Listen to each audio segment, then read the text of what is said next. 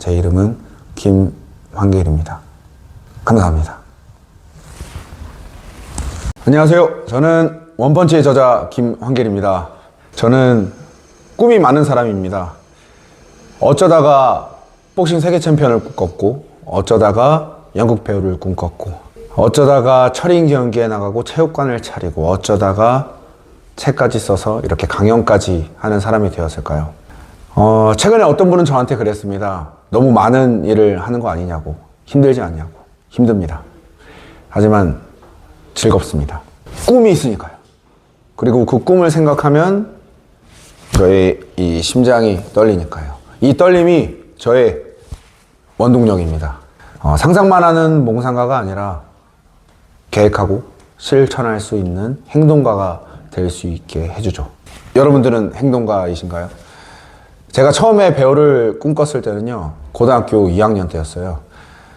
태극기 휘날리며 영화를 보고 있었는데, 배우들이 정말로 실제처럼 연기하는 모습을 보고 제가 마치 전쟁 속에 빠져 있는 것처럼 느껴졌습니다.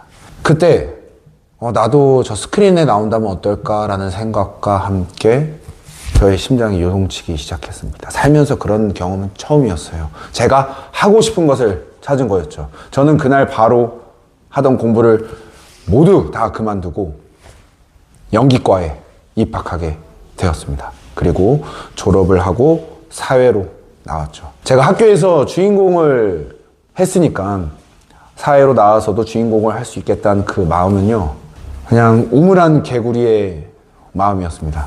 정보도 돈도 인맥도 준비된 것이 아무것도 없었습니다. 뭐라도 해야 될 것 같아서 집 옆에 있는 언덕길을 통해 산책을 하고 있는데, 쓰레기장 옆에 버려져 있는 금이가 있는 대형 거울이 있더라고요. 그 거울로 제 모습을 잠깐 바라봤습니다.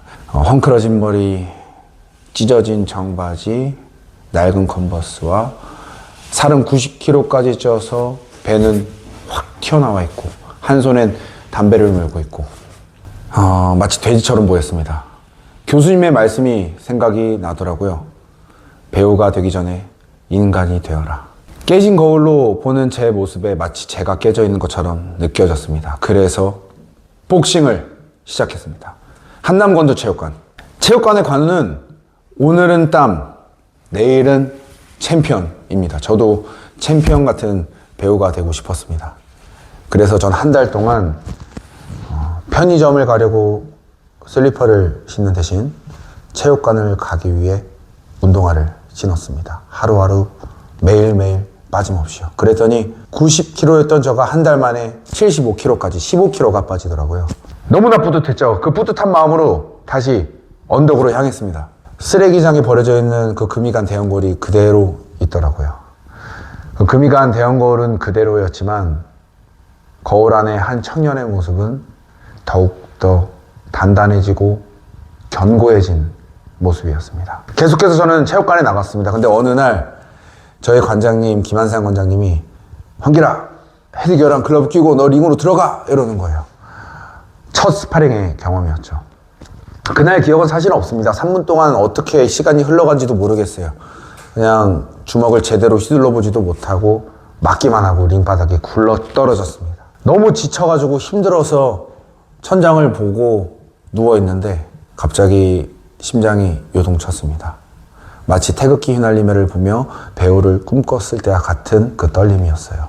벌떡 일어났습니다. 관장님한테 걸어갔습니다. 관장님, 저 한국 챔피언 되고 싶습니다. 그 뒤로 저는 1년 2개월 만에 한국에서 복싱 챔피언이 되었습니다. 한국 챔피언이 되었죠. 26살에 주먹을 한 번도 휘둘러 보지 않았던 청년이 챔피언이 된다는 거는요, 거대한 성을 한 방에 무너뜨리는 것과 같았습니다. 하지만 저는 꿈을 이뤘죠. 더 행복했던 것은 챔피언이 되면서 겪었던 그 힘든 과정 속에서 깨달은 마음먹은 일이 있다면은 행동을 먼저 해야 된다는 깨달음이었습니다. 자, 한국 챔피언이 되었잖아요. 배우로 돌아갈까 생각했지만 하늘에 정해진 운명이 있듯이 저는 다시 또 링에서 복싱 선수로 시합을 하고 있었습니다. 그 당시 복싱 강국 필리핀, 일본, 태국 선수를 KO로 승리하면서 저는 2년 5개월 만에 아시아에서 최고가 되었습니다. WBA 아시아 라이트급 챔피언이 되었죠.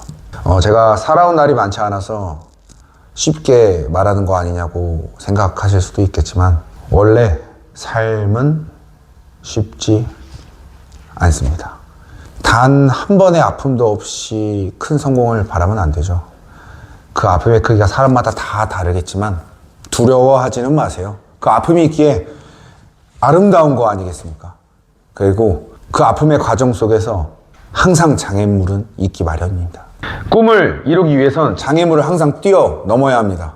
그리고 특별할 필요가 없습니다. 확고하게, 꾸준하게 온 힘을 다해서 매일매일 달리시면 됩니다. 지름길은 없습니다.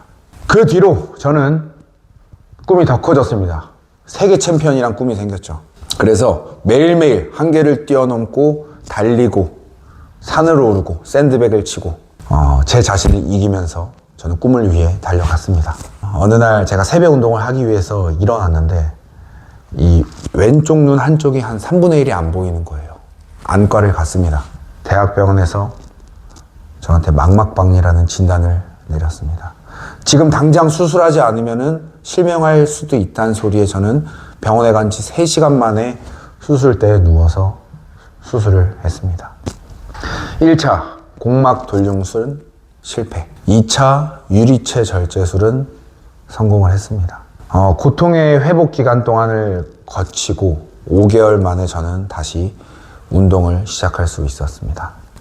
하지만 기쁨도 잠시, 연습 스파링 도중에 수술한 눈이 또다시 흐릿하게 보이기 시작합니다. 병원에 갔습니다. 후발성 백내장으로 수술을 해야 되고 더 이상 선수 생활은 힘듭니다. 라고 말씀을 하시더라고요. 억장이 무너진다는 말이 아마도 이럴 때 쓰는 말일 겁니다. 내 몸은 이렇게 멀쩡한데 복싱을 그만두라니, 꿈을 포기하라니 간절했습니다. 링에 한 번만 더 쓰고 싶었습니다. 그래서 의사 선생님한테 이렇게 얘기했습니다. 선생님, 저 한쪽 눈 잃어도 상관없습니다. 세계 챔피언은 되고 싶습니다. 옆에 계시던 저희 스승님 김한상 원장님이 이렇게 얘기하시더라고요. 황길아, 그동안 정말 고생 많았다. 그냥 이제 그만하자. 눈물 한 방울 없을 것 같던 스승님의 뺨에 눈물이 흐르는 걸 보았습니다. 저는 그렇게 은퇴를 하게 되었죠. 한동안 우울증에 시달려가지고 뭘 아무것도 하지도 못하겠더라고요.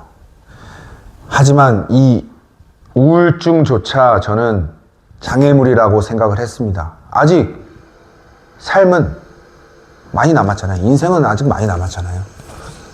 그래서 이 장애물을 뛰어넘기로 결심을 합니다.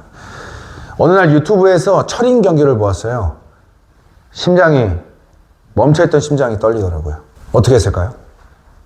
저는 바로 철인 경기 신청서를 작성하고 단 한 번도 배워보지 않았던 수영장에 등록해서 2달 동안 수영하고 달렸습니다. 매일매일 하루도 빠짐없이. 결과는 3위로 입상을 하게 되었죠.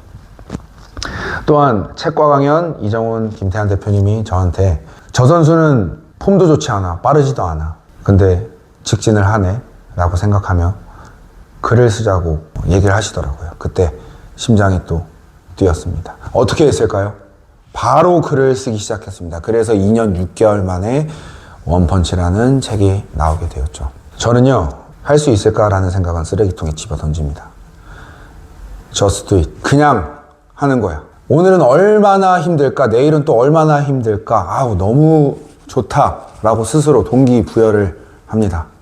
생각하는 대로 됩니다. 생각은 행동으로, 행동은 습관으로, 습관은 생활 방식으로, 생활 방식은 자신의 운명을 결정합니다. 자신의 생각을 통제할 수 있다면 자신의 운명까지 바꿀 수 있습니다. 저는 이제 챔피언의 심장을 가진 사람입니다. 앞으로 어떠한 시련이 와도 저는 꿈을 꿀 거고 꿈을 포기하지 않을 것이고 한계를 뛰어넘으면서 달려갈 것입니다. 오늘은 힘들 거고 내일도 힘들겠지만 내일 모레는 행복할 거니까요. 그렇게 달려가는 게 바로 황금길, 골드로드, 황길입니다. 제 이름은 김황길입니다.